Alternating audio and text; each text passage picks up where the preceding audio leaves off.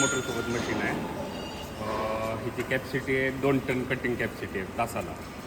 हिची आता नवीन मशीन घेऊन जाताना काळजी काय घ्यायचं तर की अशा 5 ऑइल कप आहेत. 5 ऑइल कपमध्ये रोज 10 दिवस कंपल्सरी मशीन चालू करताना ऑइल तुम्हाला टाकणंच आहे. नवीन पार्ट असतात एकमेकाला घासतात जिजतात, त्यासाठी लुब्रिकंट राहणं गरजेचं आहे. ते 5 डब्यात जेव्हा पण मशीन चालू करायला 10 दिवस कंपल्सरी याच्यात ऑइल टाकायचं. मग चेनला ग्रीस 1 2 3 आणि इकडे 2. आता मशीनला कनेक्शन, आता इथं कनेक्शनमध्ये हे स्टार्टर खोललो, सेंटरचे 3 नटांना कनेक्शन द्यायचं आहे. चारा घालताना सगळ्यात महत्त्वाचं, चारामध्ये ढकलायची गरज नाही. रोलरला टच झाला चारा ॲटोमॅटिकमध्ये ओढतं. हातानं दाबणे, लाकडानं दाबणे काहीच करायची गरज नाही. रेलला ब्लेड कसं, ब्लेड तुमच्या जोपर्यंत ह्या सेंटर ब्लेडला घासून चालले कमीत कमी 3 ते 4 वर्ष ब्लेड चालल्या पाहिजेत. साधारण 10 ते 20 जणांमागे. ह्या ब्लेड जेवढ्या घासून चालतील तेवढ्या धारदार राहतात. जेव्हा ह्याच्यात गॅप पडतात, मशीनचा आवाज कमी होत आहे, त्यावेळेस हे एक्स्ट्रा नटं दिलेले आहेत. हे नटाची एक आटी टाईट करणे, हातानं पुल्ली फिरवून बघणे, ब्लेड घासायला का घासत असेल तर मशीनवर चालू करणे, मोटरवर.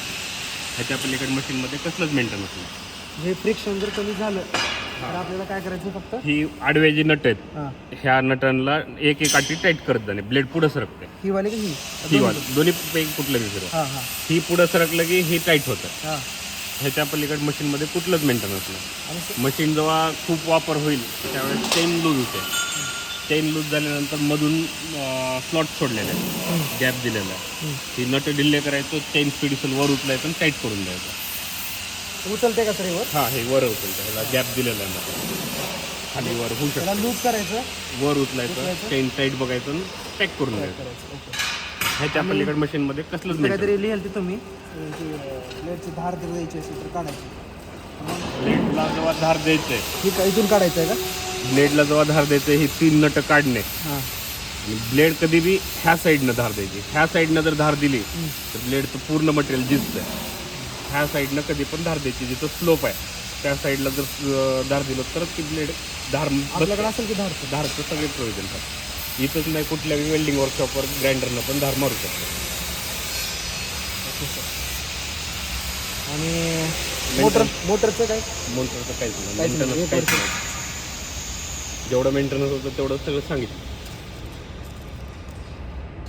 आणि हा सर इथं फॉरवर्ड आणि रिव्हर्स पुढून यायचं एक काढा, सांगा. आता मध्ये चारा फसलाय, आता ही फॉरवर्डला गेली, मशीन चालू आहे, पुढच्या साईड एक्स्ट्रा मटेरियल गेले मध्ये, पॅक झाले, मशीन जॅम झाले, त्यावेळेस ही बटन वापस केलं की ॲटोमॅटिक चारा बाहेर फेकून जातं. बाकीच्या मशीनला कसं गेअर राहतं आहे, गेअरला गरज नाही, डायरेक्ट मोटरच रिव्हर्स फॉरवर्ड. याचं काही नाही ना काढायचं वगैरे? त्याचं काहीच नाही. ह्याला ॲटोमॅटिक काढायसाठी सिस्टम दिलेलं आहे, दाते दिलेले आहेत. ॲटोमॅटिक रोलरवर उचललं की साफ करतं त्याला. जी पाला पातोळा खडे बिडे राहतात ते व्हायब्रेशन ह्यानं तिकडून मागून पडून जातं. उचलायचं लागतं घ्यायला, ॲटोमॅटिक उचलतं. ऑटोमॅटिक. हां, जेव्हा तारामध्ये जातं ते ॲटोमॅटिक उचललं जातं. Okay sir, thank you.